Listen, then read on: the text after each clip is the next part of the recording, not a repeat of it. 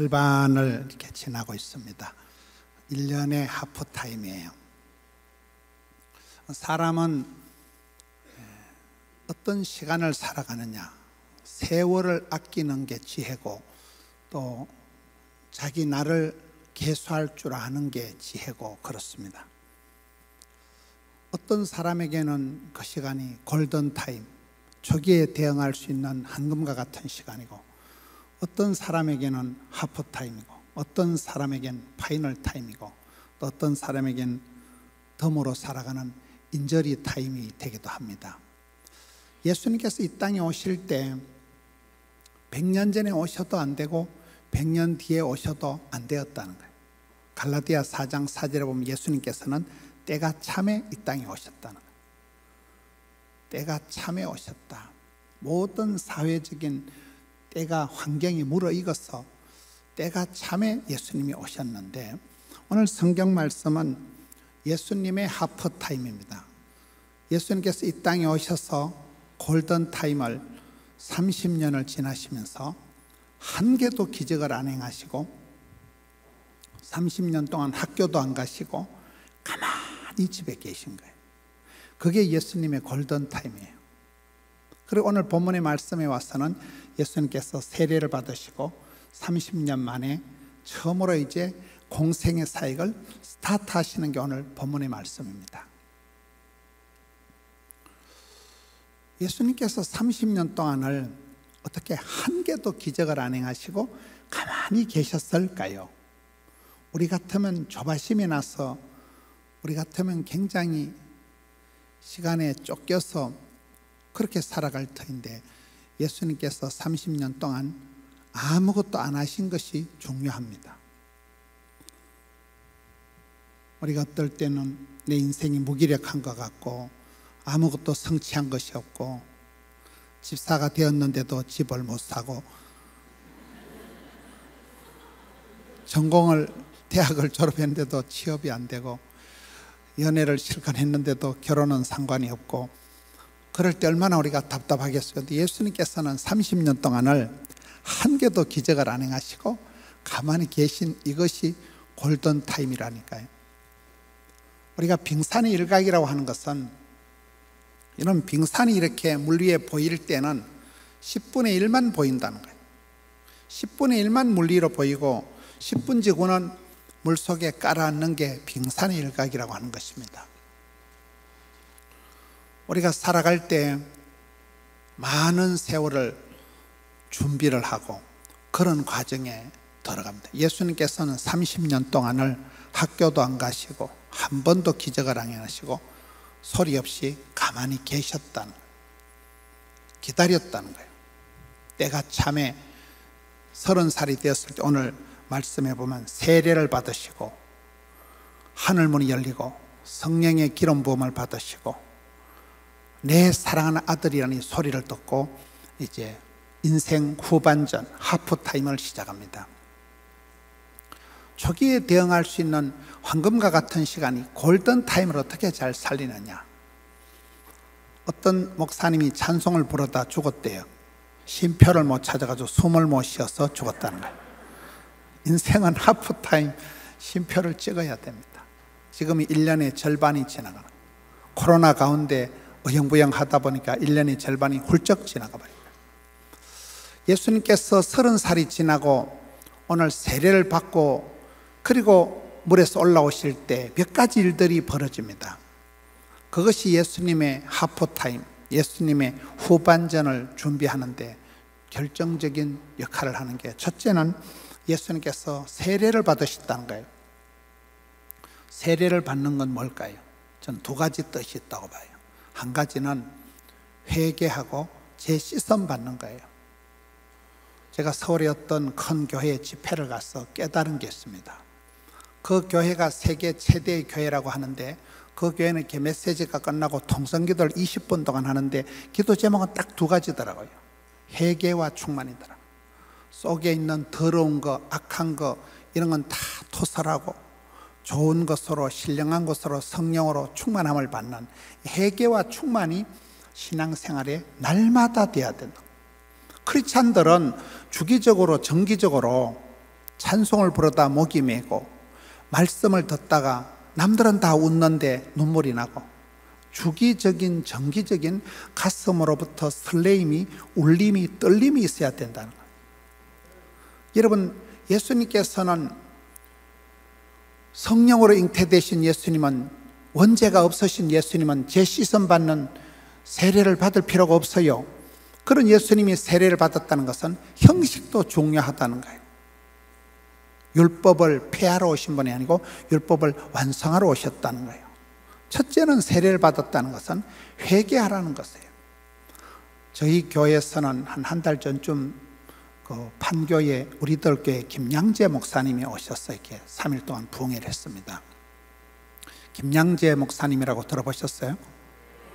그 목사님은 소위 서울대학을 나와서 장로님 권사님 집에 시집을 가서 의사 남편을 만나서 성공한 인생인 줄 알았는데 빚 좋은 개살구였다. 37에 남편이 죽더라고요.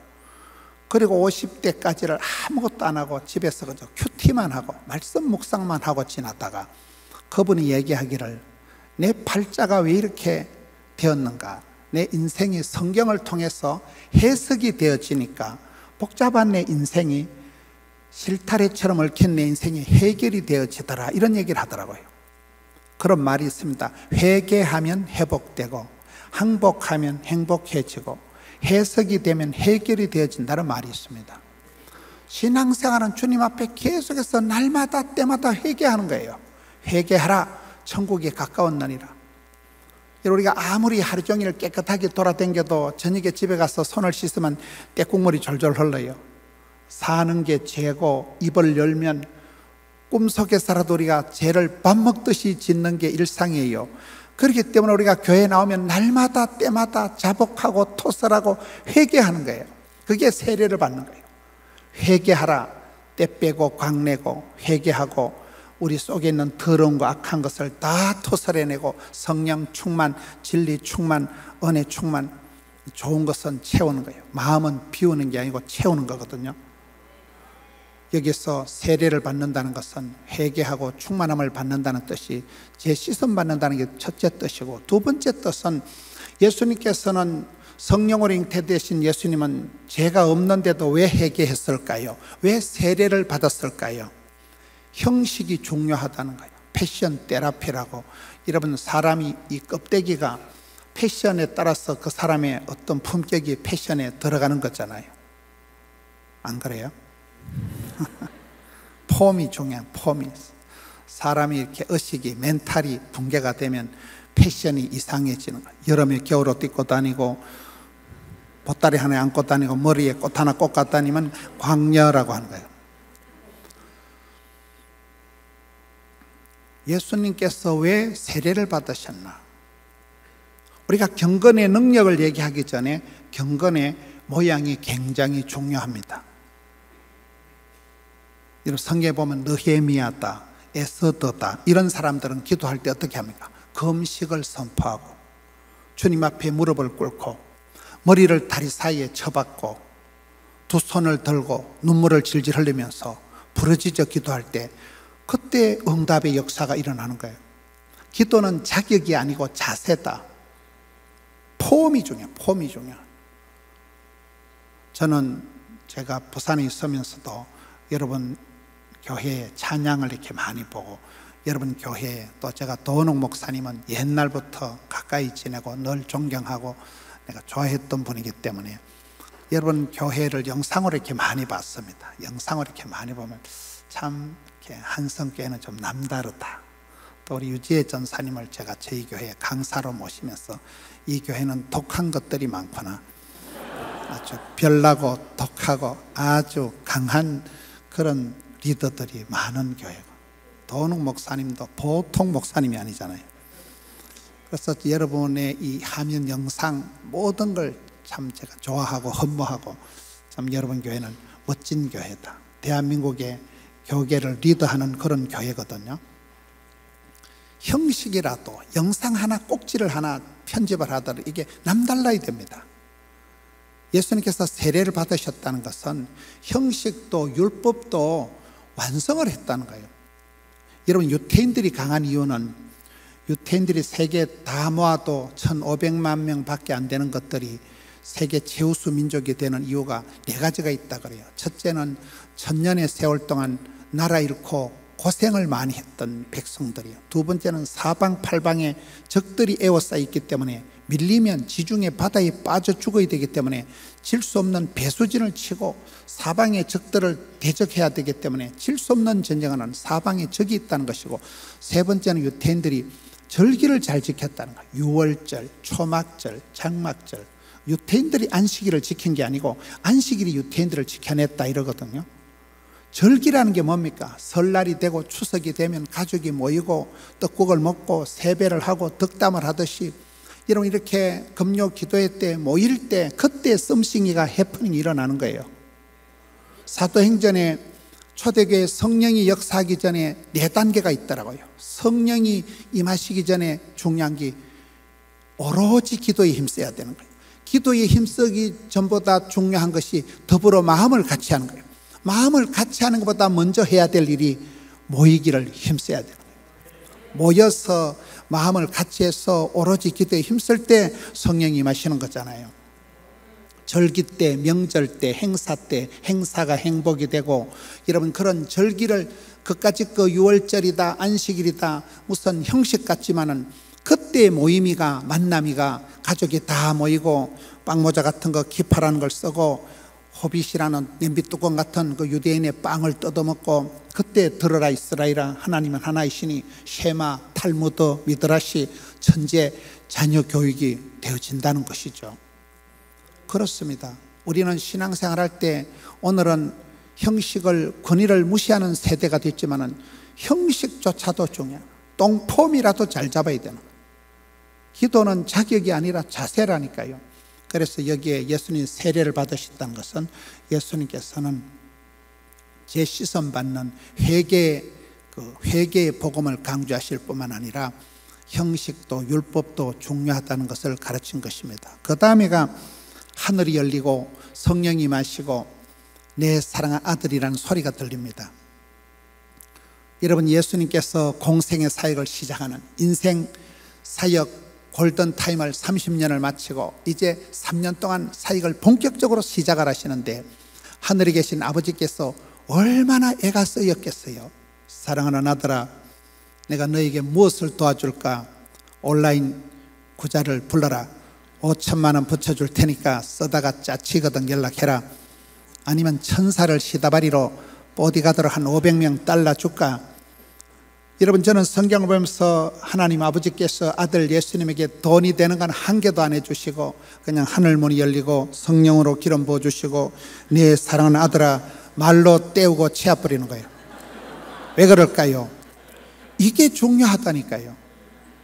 하늘문이 열리는 게 뭘까요? 여러분, 성경에 보면 민수기의 신명기 28장에도 기도할 때 하늘에 보고 아름다운 보물 창고 문이 열린다는 거예요. 기도할 때 여러분 동서남북이 전호좌우가 꽝꽝 틀어막혀도 하늘 문이 열린다는 거예요. 우리가 어떤 사역을 시작할 때 인생 후반전 하프타임을 지나고 여러분 봄, 여름을 지나고 나갈 때 우리에게 중요한 것은 하나님께서 하늘 문을 열어주시고 태문을 열어주시고 자녀들의 앞길을 열어주시고 교회의 전도의 문이 열리고 열리는 거예요. 막히면 닫히면 안 돼요. 하늘 문이 열린다. 신통, 방통, 신통, 인통, 물통, 사통, 밥통 이런 게 있어요. 신통, 하나님과 내가 통하면, 인통, 인간관계가 풀리고, 물통, 재물관계가 처리되고, 사통, 일이 이루어지고, 밥통, 소화가 잘 되는 거겠죠. 소통이 안 되면 고통이 오고, 불통하면 불행하다 그런 말이 있습니다. 하나님께서, 아들 예수님께서 하프타임을 지나고 이제 본격적인 후반전 사역을 시작하실 때 아무것도 안 하시고 하늘 문을 활짝 열어주시는 거예요. 이런 어떤 사람들하고 대화를 해보세요. 참 저 사람은 오픈 마인드, 열린 사람이다. 다친 사람하고는 대화가 힘들어요. 피해망상증이 있고 뭔가 자꾸 삐딱선을 따고 까칠충만한 사람하고는 사귀질 마세요. 정신병 걸려요. 피해망상증이 있으니까 자꾸 엉뚱한 생각을 하는 거예요. 자꾸 과민 반응을 나타내는 거예요. 근데 마음이 활짝 열린 사람은 그렇잖아요. 하나님께서는 어떤 것보다도 하늘 문을 열어주시고 우리가 일을 할 때 앞길을 열어주시는 거예요. 교회가 부흥이 되는 교회는 여러분 교회처럼 코로나 때도 더 새신자들이 오고 전도의 문이 열리기 때문에 그렇습니다. 우리가 전도를 열심히 한다고 전도가 되는 게 아니에요. 그런데 안 되는 줄 알면서 왜 그랬을까? 되지도 않을 전도를 계속 하다 보면 하나님께서 전도의 문을 열어주시더라고요. 여러분, 애를 쓴다고 애가 안 나와요. 애를 잘못 쓰면 똥 나와요. 그런데 하나님이 태의 문을 열어주시고 전도의 문을 열어주시고 자인들 앞길을 열어주시면 인생 후반전이 되는 것이죠. 열린 사람, 오픈 윈도우. 다니엘이 기도할 때 예루살렘을 향하여 방향이라도 각도라도 잡고, 우리 고향 땅 예루살렘이 어디고 방향이라도 잡고 창문을 열고 기도할 때 하나님께서 역사를 하시는 거잖아요. 하늘문을 열어 제키는 거예요. 기도의 창문을 열어 제키는 거예요. 이 하늘이 열리고 열린 사람, 열린 기도, 열린 가정, 열린 사역이 돼야 되는 거예요. 하늘문이 열렸다. 하늘이 열렸다는 것은 그때부터 모든 게 열리는 거예요. 두 번째가 성령이 임하신 것입니다. 왜 성령의 기름 부음을 받아야 될까요? 여러분, 차를 주행을 할 때 반드시 주유를 해야 됩니다. 비행기도 공중급유가 있더라고요. 하늘에 떠서 급유를, 기름 부음을 받아서 그리고 작전을, 원거리, 장거리 작전을 수행하는 공중급유가 있습니다.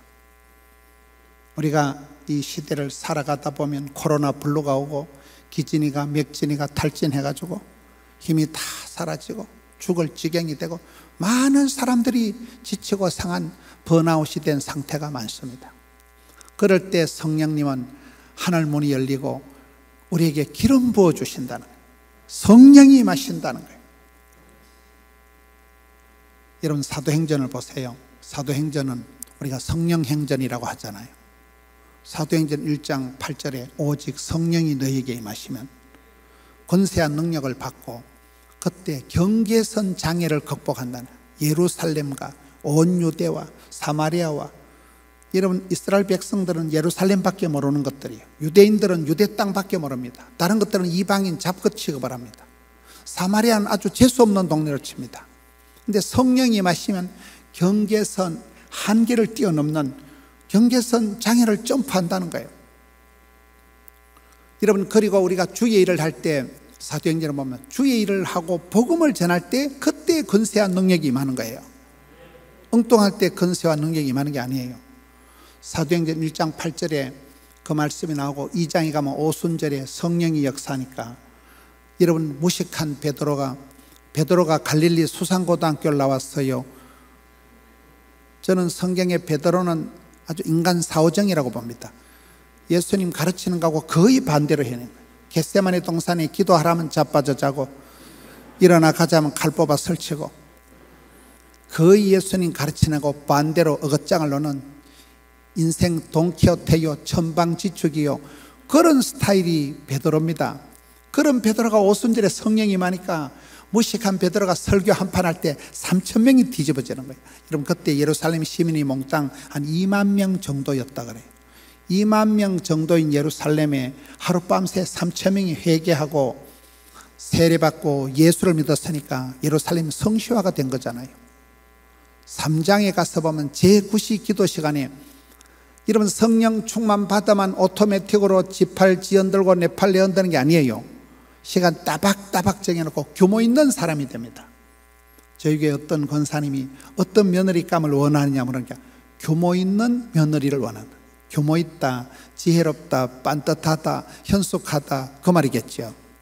여러분, 성령 충만 받으면 지 마음대로 싸돌아 다니는 그런 사람이 아니에요.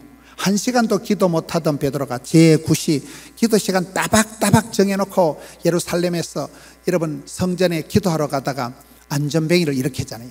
은과 금은 내게 없지만은 나사렛 예수 이름으로 명하노니 좀 말할 때 일어나라.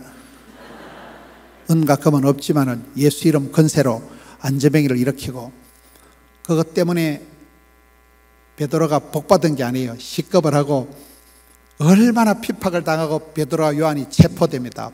사도행전 3장 4장은 온통 체포되고 구속되고 힘든 일이 생기는데, 그때에 반대하는 것들도 있었지만은 남자만 예수를 믿는 사람이 5천이나 되었더라.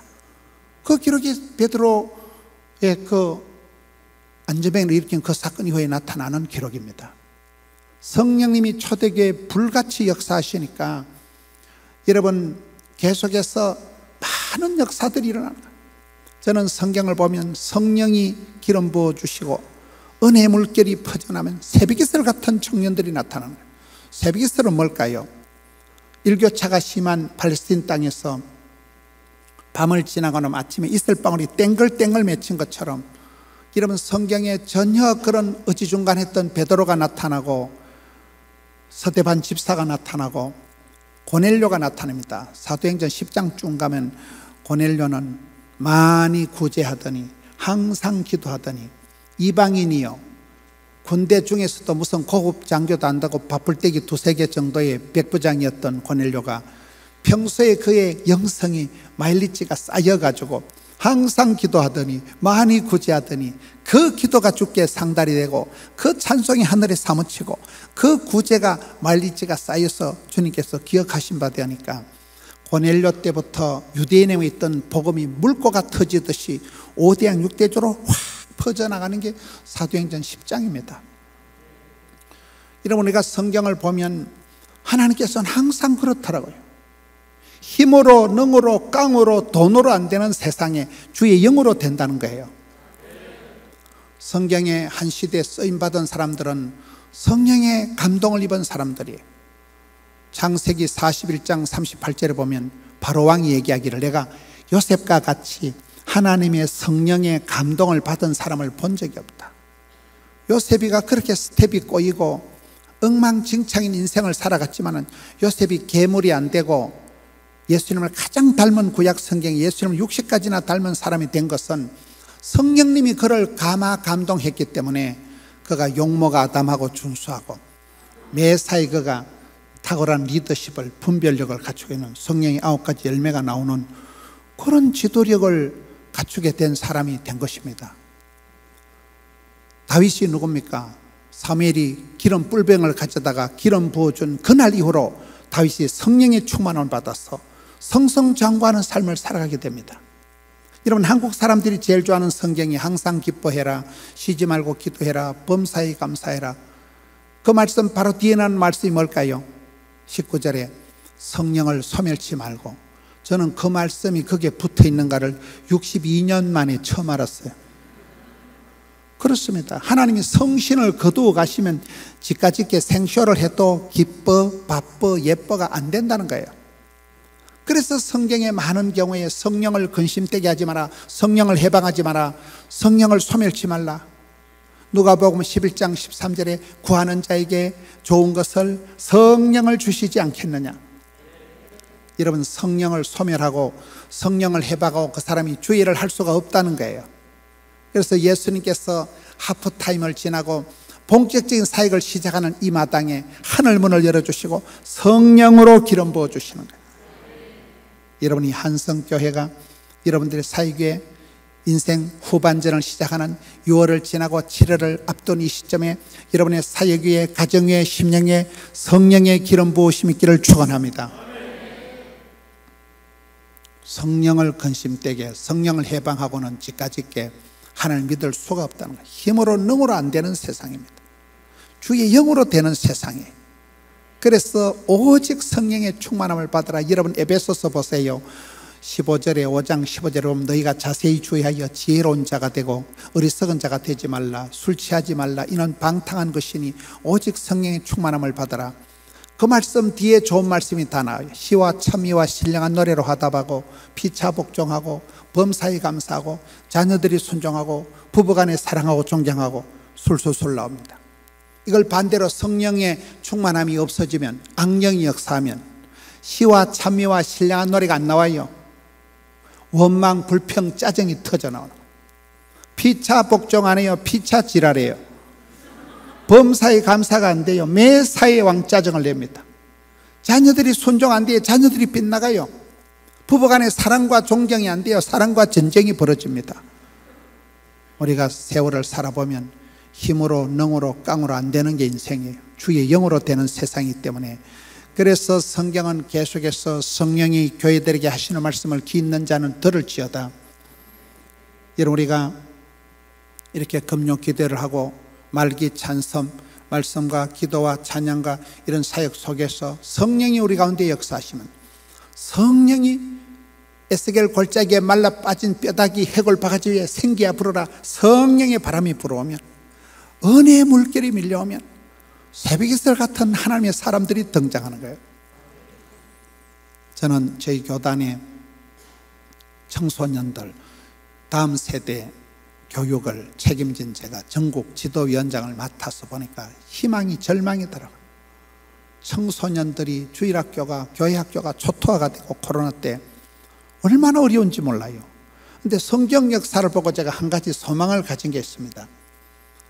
얼마 전에 목사님들이 한 400명이 모여서 세미나를 하는데 어떤 목사님이 나와서 이러는 거예요. 여러분, 우리가 다음 세대를 다니엘과 같이, 요셉과 같이 그런 믿음의 용사들을 양육을 해냅시다, 이러시는 거예요. 제가 봤을 땐 그 목사님 말씀이 틀렸어요.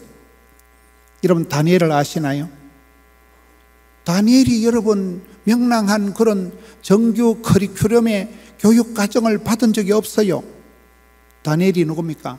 이스라엘 나라가 쫄딱 망하고 예루살렘 성전이 홀라당 불타고 집구석이 풍비박산이 나가지고 엄마 아빠가 살아계신지 돌아가신지 분간이 안 될 때, 어릴 때 포로로 질질 끌려가지고 바벨론에 포로로 끌려간 사람이 다니엘이잖아요.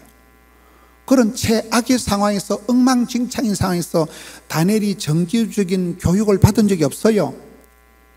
그런 감옥에서 하나님이 다니엘을 어릴 때부터 뜻을 정하여 다니엘과 같이 선명한 뜻을 정하고 요셉과 같이 생생한 꿈을 꾸고 바울과 같이 내 로마도 볼 거다, 원대한 계획을 세우면 꿈이라도 빵실하게, 기도라도 거창하게, 소원이라도 아싸라게 하면 꿈은 내가 꾸지만은 꿈이 나를 질질 끌고 가듯이 그런 역사가 일어나는 거예요. 여러분, 요셉이 누굽니까? 여러분, 요셉처럼 살고 싶어요? 어릴 때 엄마가 동생 놓다 죽어버리고 10명이 되는 형님들이 덤벼서 왕딸을, 외톨이를 맨들어가지고 인신매매를 시키고, 너무 집에 가서 알바를, 파출부를 10년을 하고 난 뒤에 미투가 걸려가지고, 여러분, 요셉이 입도 뻥긋 못하고 인생 막장 감옥까지 갇혀가지고, 감옥에서 친구라고 한 놈 사귀었는데 꿈 해석해주면 잘 봐준다고 나가서 까맣게 까먹어버린 거예요. 요셉은 인생이 엉망진창했지만은 성경은 기록하기를 하나님께서 요셉과 함께 하심으로 범사에 형통케 되었더라. 여러분, 그가 형통이 아니에요. 불통, 먹통, 막통이에요. 그런데 왜 형통이랍니까? 성경이 형통이라는 건 지금은 개판인데, 지금은 개떡 같은 세월인데 한 30년, 50년 지나면 찰떡같이 되는 걸 형통이라고 한다는 거예요. 요셉은 여러분 꿈꾼 대로 안 되었어요. 인생이 엉망진창 스텝이 꼬일 대로 꼬였지만은 하나님은 그것을 형통이라고 한다니까요. 요셉은 하나님의 성령님이 가장 감동한 사람, 감동한 사람이라고 이방 바로왕이 보고 인정을 한 사람이 요셉이니까요. 저는 요셉의 그래서 감동을 받은 게 창세기 45장입니다. 요셉이 형님들을 상봉하는 장면이, 요셉이 형님들을 상봉하는 장면이, 첫째는 7년 대기근 때 형님들을 만났더라고요. 요새 말하면 코로나 때 형님을 만나요. IMF 때 형님들을 만나요. 예수 믿는 사람은 IMF가 닥치고 코로나가 터지고 어떤 위기, 위험한 기회가 오면 약간 설레임이 생겨나. 아따, 하나님이 뭔 복을 또 이렇게 세게 주려고, 오픈전 치고는 세다. 써니텐 하나님, 써니텐은 흔들어서 마시는 거잖아요. 하나님 이왕 복을 주려면 막 쉐리 밟아서 짤짤 흔들어 막 꼭꼭 눌러줬어, 이런 생각이 든다는 거예요. 뭔가 이게 이렇게 힘든 걸 보니까 하나님이 큰 복을 주실 것 같은 예감이 있으니까 어려움이 닥치면 약간 설렘이 생긴다니까요. 요셉은 되는 게 하나도 없었지만은 요셉이 형님들을 만난 상황이 코로나 때, IMF 때, 7년 대기근 때 형님들을 만나더라고요. 살아있는 식물이 다 말라 비틀어지고 가나안 땅에 도무지 농산물을 생산할 수 없을 정도로 대기근이 임하니까 형님들이, 야, 소문에 애굽 땅에는 농산물이 많다니까 우리 애굽에 가서 식물을 얻어오자, 양식을 얻어오자. 그래가지고 이 거지 같은 형님들이 10명이 와가지고 총리 전하 밥 좀 줘서, 요셉이가 어간을 갖추고 높은 보좌에서 보니까 그 새끼들이야. 자기를 13년 전에 팔아먹은 놈의 새끼들. 요셉, 여러분 요셉 가서 어떻게 했어요? 막 개작두를 대령해라. 나를 팔 때 동이 제창한 놈들 나와라. 여러분 그렇게 보복 정치를 하고 적폐를 청산해야 될 건데, 거기서 요셉이 첫 번째는 7년 대기근 때가 죽으라는 때가 아니고 그때 사랑하는 가족을 상봉을 했다는 게 위험한 기회가 됐다는 거예요. 두 번째는 요셉이 그 자리에서 대성통곡을 합니다. 여러분 진짜 치사 빤사 같은 사람은 피도 눈물도 없다는 말을 못 들어보셨어요? 요셉은 목석 같은 사람이 아니에요. 독종이 아니에요. 요셉은 눈물이 많은 사람이에요. 형님들을 만나니까 말로 할 수 없는 만감이 교차되니까 울어버렸다니까요. 눈물 테라피라고 들어보셨어요? 눈물은 H2O가 아니고 영혼의 해독소란, 어느 순간 눈물을 내가 뚝뚝 흘리면 은혜 받은 증거는 눈물, 콧물, 침물이 쏟아지면 은혜 받은 거예요. 교회 왔을 때 계속 설교를 들어도 송아지 성님 쳐다보듯이 그렇게 멀뚱멀뚱하게 앉아있는 사람은 은혜가 안 되는 거예요. 눈물이 나오고 목이 메고, 이게 은혜 받던 증거라니까요. 요셉이 울어버렸다는 거예요. 요셉이 눈물이 많은 사나이요, 목석 같은 사람이 아니에요. 피도 눈물도 없는 독종이 아니에요. 요셉은.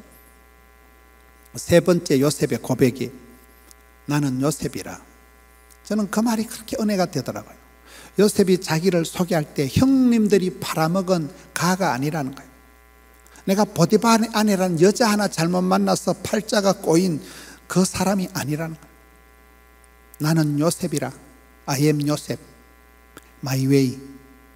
나의 하나님께서 나의 가는 길을 아시고 주님께서 설계하신 그 길을, 주의 길을 그냥 쭉 오다 보니까 여기까지 왔다는 거죠. 저는 그 말씀에 은혜를 받은 거예요. 여러분, 우리가 누구 때문에 망하고 누구 때문에 실패하고 누구 때문에 손해보는 게 아니에요.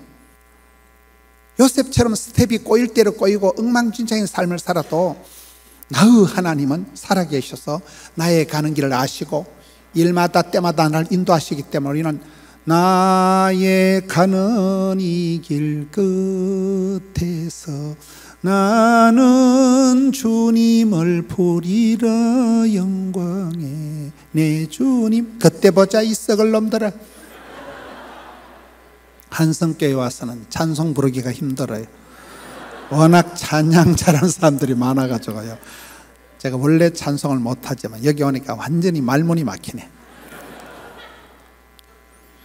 우리 교회에서는 성도들이 저보고 찬송 부르지 마라 그래요. 목사님은 모든 찬송을 트로트로 불러가지고 찬송을 조져버린다는 거예요. 제 아내가 첼리스트입니다. 음악을 전공한 여자하고 산다고 음악이 느는 건 아니더라고요. 저는 찬양하고는 아무 관계가 없는 사람이에요. 그러나 요셉의 그 노래가 이 길 끝에서 주의 영광을 본다는 거죠.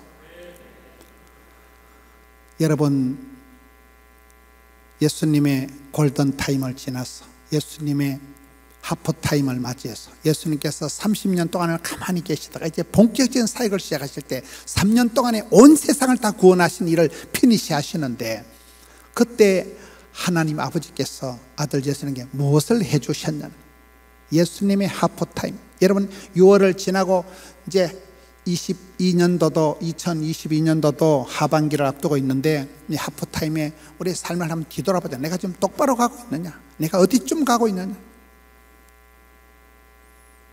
여러분, 금년에도 우리 주변에서 사는 사람들이 많이 돌아가셨습니다. 부산에도 정필도 목사님도 돌아가시고, 제가 오늘 또 강남 금식기도원에서 오전 집회를 하고 이리 왔습니다. 그 원장님이 이번 코로나 때 돌아가셨습니다. 제가 지난주에 미국을 갔다 왔습니다. 미국 교회도 코로나 직격탄을 맞아가지고 제 사랑하는 친구가, 저희 동기 중에 제일 먼저 유학을 간 친구가 있습니다. 그가 하늘이 아름다운 콜로라도에서 목회를 아름답게 하고 있는 줄 알고 갔는데 집회를 가보니까 기가 막히더라고요. 그 친구가 교인이 교회를 다 못 나오고 교회를 봉쇄를 해버리니까 교회 월세를 못 내가지고 교회 문을 닫을 지경이 되었는데, 이 친구가 우버를 한다는 거예요. 우버라고 들어보셨어요? 이 목사님이, 그렇게 영국 신사같이 생긴 목사님이, 성경만 연구하던 목사님이 택시 운전을 하루에 16시간씩 한다는 거예요. 사모님은 일을 2가지, 3가지를 하는 거예요. 딸이 27인데 암이 생겨가지고 5년 동안을 딸아이 암 치료만 한 거예요. 집안이 풍비박산이 나버린 거예요. 교회가 초토화가 되버린 거예요. 이야, 기가 막히더라고요. 미국 사회는 한국보다도 작은 교회들이, 개척교회들이 훨씬 더 힘들더라고요. 냉정한 합리적인 사회였잖아요. 여러분, 우리가 코로나를 지나가면서 얼마나 많은 사람들이 지치고, 지금이 무슨 골든타임, 초기에 대응할 수 있는 한강 같은 시간, 하프타임, 인생 중반전을 지나가면서 숨을 고르고 후반전을 준비하는 그런 휴식 시간이 아니고 파이널 타임, 최종 시간이란, 최종 시간. 이런 우리가 천년만년 사는 존재가 아니에요. 뭐 금요 기도에 언제라도 내 오고 싶으면 오고 싶은 게 아니에요. 보면 우리는 하루를 천년같이 그렇게 살아가는 존재입니다. 내년 가을에도 내년 여름에도 내가 언제라도 이렇게 내 마음대로 찬송 부르고 내 마음대로 기도할 수 있는 게 아니에요. 언제라도 우리가 종말론적인 삶을 살아가는 데는 이유가, 인생이 내게는 골든타임이고 내게는 하프타임이고 아니라니까요. 파이널 타임이요, 인저리 타임이요. 너무나 세월이 무섭습니다. 흘러가는 강물처럼 세월이 흘러가는데, 그 가운데 많은 사랑하는 사람들이 우리 곁을 떠나고, 여러분, 세월만 흘러가고 아무것도 할 수 없는 세월이 우리의 인생이 그렇게 오기 때문에, 저는 여기에 말씀 중에 왜 예수님의 하프타임, 예수님의 인생 30년 골든타임을 지나고 시작할 때 하나님께서 하늘 문을 열어주시는가. 여러분, 식물을 키워도 바람이 안 불고 통풍이 안 되면 식물이 죽어서 거름이 되고 퇴비가 됩니다. 소통이 안 되면 안 된다니까요. 신통방통하고, 우리가 기도할 때 하늘 문이 열리고 하나님 보좌를 움직이고 찬송이 하늘에 사무치고 기도가 주께 상달되는 그런, 기도할 때 열리는 역사가 있어야 되고, 힘으로 깡으로 안 되는 세상에 성령의 기름 부으심을 받아야 우리가 인생 후반전을 완주할 수 있기 때문에 그렇습니다. 오늘 마태복음 4장 1절을 보세요. 예수님께서 누구에게 이끌려 시험을 받으러 갑니까? 마귀에게 이끌려 광야로 시험 받으러 가는 게 아니에요. 4장 1절에 보면 예수님께서 성령에게 이끌려 마귀에게 시험을 받으러 광야로 가십니다. 우리가 성령의 이끄심을 받지 않으면 마귀에게 판판이 자빠집니다. 성령의 충만함을 받을 때 사탄 마귀를 제압할 수 있는 거예요. 그래서 성령의 기름 부으심을 받아야 인생 후반전 우리가 끝까지 버틸 수가 있는 거예요. 성령의 기름 부으심이 있는, 구하라, 찾으라, 두드리라. 성경의 원리가 뭡니까? 하나님은 사랑하는 자를 사랑해 주시고 찾는 자를 만나 주시고 두드리는 자에게 에바다 열어주시기 때문에, 구하는 자에게 좋은 것을 성령을 주심하고 약속했기 때문에 그렇습니다.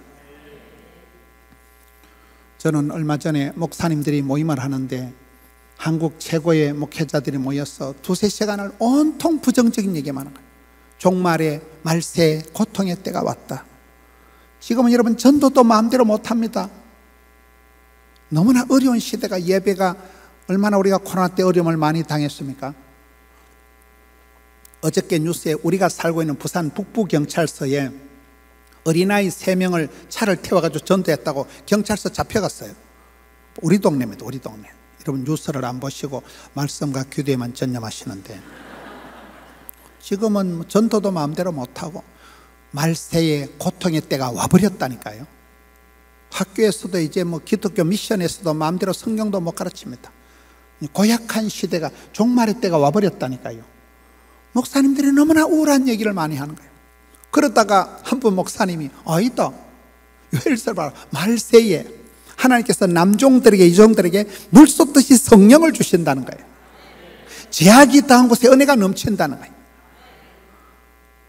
여러분, 고생 끝에 낙이 오고 가지 끝에 열매가 맺혀졌듯이 이 시대가 말세의 고통의 때이기 때문에 성령님께서 물 쏟듯이 부어주신다니까요. 그러니 오히려 우리는 더 희망을 가지고 이 마지막 시대에 성령의 기름 부으심을 받아서 인생 후반부를 완주를 해야 된다는 거예요. 성령의 이끌림을 받을 때 사탄, 마귀, 귀신을 제압할 수 있는 거기 때문에 오늘 4장 1절의 말씀이 그렇습니다. 그리고 마지막은 내 사랑하는 아들아, 내 기뻐하는 자는 하늘의 소리가 들립니다. 왜 하나님은 돈은 한 푼도 안 보내주시고 뭐가 돈이 되는 건 좀 비주얼한 건 복을 안 주시고 말로 때우고 치울까요? 하늘의 음성을 들어야 돼요. 하늘의 소리를 들어야 돼요. 그런 말이 있습니다. 사람 말을 들으면 시험이 들고 하나님 말씀을 들으면 은혜를 받는다, 이런 말 들어보셨어요? 저희 교회에 어저께 어떤 권사님 아들 얘기를 하는데, 이 권사님 아들이 대학생인데 너무 집에서 외제차를 사주고 이 아이를 금이야 옥이야 곱게 그런데 이 새끼가 학교를 안 가는 거예요. 친구를 잘못 만나가지고 완전히 애가 빗나가 버린 거예요. 교회도 안 나오고. 어머니 권사님이 지금에서 땅을 치고 후회를 하는 거예요. 여러분, 친구 따라 강남 간다니까요. 복 있는 사람은 악인의 길을 따르지 않고 죄인의 길에 오만한 자리에 망할 놈의 자리에 가지도 서지도 앉지도 않아야 되는데, 여러분, 친구 좋다고 그냥 가까이 친구 사귀다가 친구 따라 강남을 가고 맙니다. 그래서 성도의 교제권이 중요해요. 누구 소리를 듣느냐, 누구의 말을 청종하느냐가 굉장히 중요합니다. 믿음은 들음으로 오기 때문에 성경 구절 설교 한 편 잘 들으면, 찬송 한 곡 잘 부르면 정신병은 10달덩이보다 낫다는 말이 있어요. 찬송이 하늘에 사무치고 기도가 주께 상달되고 말씀이 감동이 될 때 보세요. 막 닭살이 돋고 전기가 통하고 기적이 일어나는 것입니다. 하늘의 소리, 하늘의 음성을 들어야 되는데 오늘 우리가 너무나 유튜버에, 네이버에 세상 사람들의 말에는 솔깃해가지고 친구가 좋아서 친구가 하자는 거 뭐든지 합니다. 엄마 아빠나 교회 선생님 얘기는 일단 싫어요.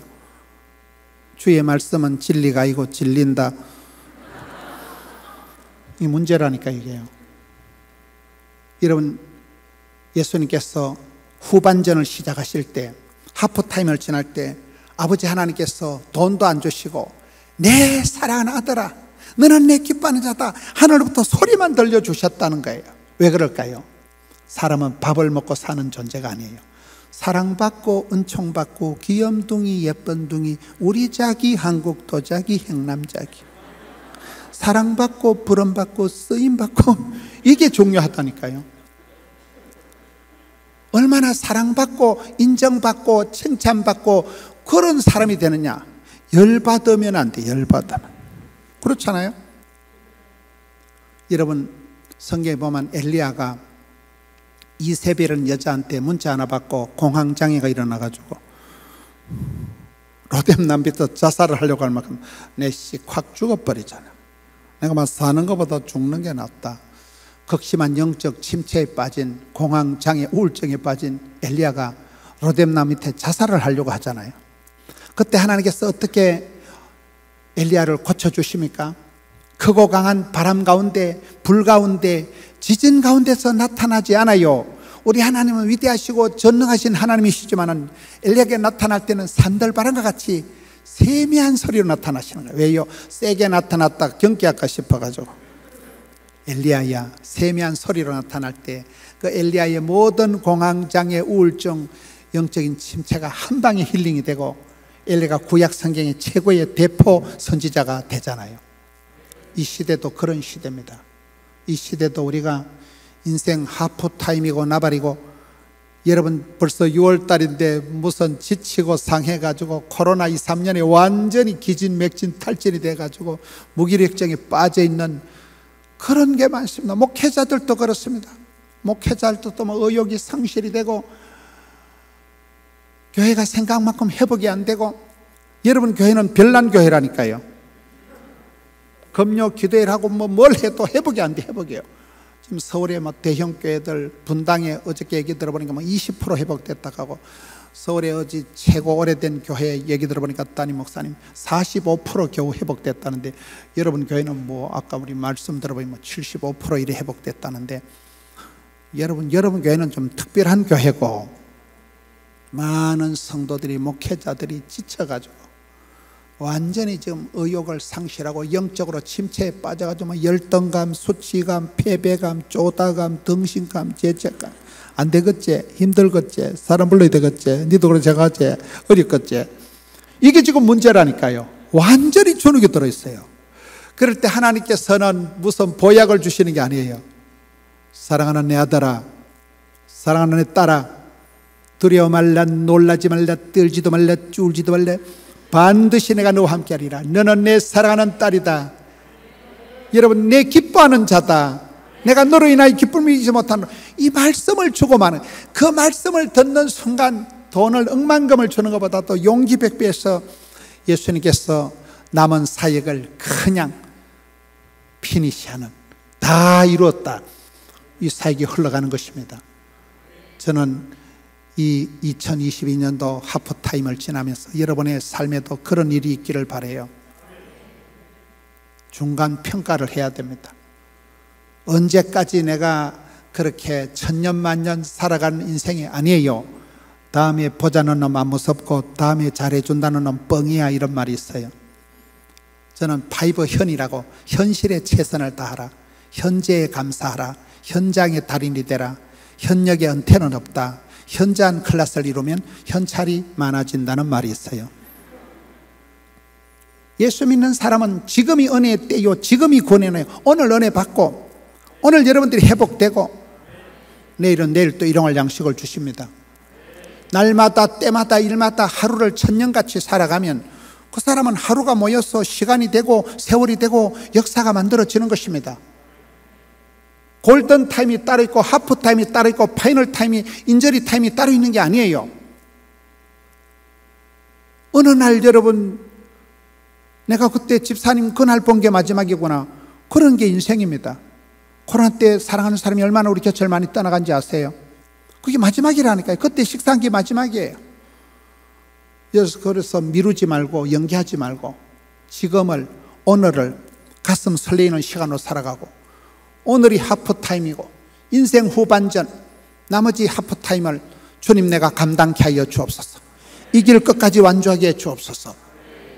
그러기 위해서 오늘 본문에 있는 말씀처럼 똥폼이라도 잡자는 거예요. 경건의 능력을 삼하기 전 경건의 모양이라도 갖추자는 거예요. 형식적이지만 율법을 지키라는 거예요. 여러분, 회개하고 충만함을 받으라는 거예요. 내 속에 있는 나쁜 것, 더러운 것, 악한 것은 토설하고, 꿈속에서라도 나쁜 것은 다 토설해내고 좋은 것으로, 신뢰한 것으로 채우라는 거예요. 회개와 충만, 세례를 받으라는 거예요.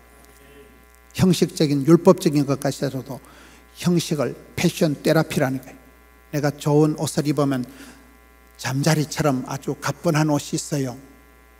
패션에 따라서 우리의 의식이 달라지는 것이듯이, 그렇게 형식이라도 경건의 모양을 잘 갖추어서 여러분처럼 이렇게 금요기도에 오시는 게 낫겠어요? 집에서 자빠져 주무시는 게 낫겠어요?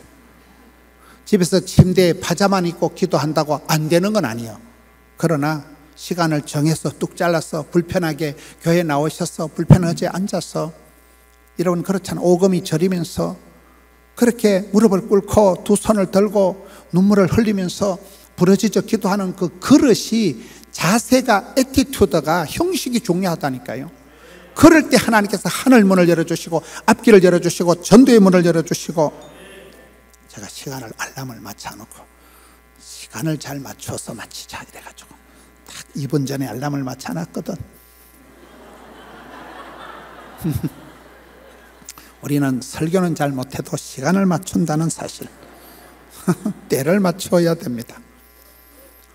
잘 나가다 마무리를 하다가 알람이 울려가지고 맥이 끊어져 버린 거예요. 앞길이 열리고 성령의 기름 부음을 받으셔야 됩니다. 내 힘으로 할 수 있는 세상이 아니에요. 성령의 주유를 받으세요. 성령의 기름 부음을 주옵소서. 그리고 하나님, 하늘의 음성을 들려, 내 사랑하는 딸아, 하늘의 음성, 세미한 소리를 들으세요. 세상 사람들, 친구들의 말을 노 땡큐, 거절하세요. 이 말 듣고 이리 가고 저 말 듣고 저리 가지 마세요. 세상 말에 여러분 마스크를 쓰듯이 세상 사람들을 멀리하고 입을 닫고 주만 바라보듯이 세상 사람들, 친구들의 말을 멀리하세요. 주만 바라보세요. 하늘의 세미한 음성을 들으세요. 그럴 때 엘리야가 회복되듯이, 엘리야 콤플렉스가 해결이 되듯이, 여기에 독생 성자 예수님의 앞길에 인생 후반전을 시작할 때 내 사랑하는 아들, 너는 내 기뻐하는 자다. 이것이 최고의 응원이요, 최고의 격려요, 최고의 스폰서가 되어서 예수님께서 끝없이 공생의 사역을 완성하셨듯이 여러분이 한 해 남은 후반전도 완주하시는 우리 성도님들 되시기를 축원합니다.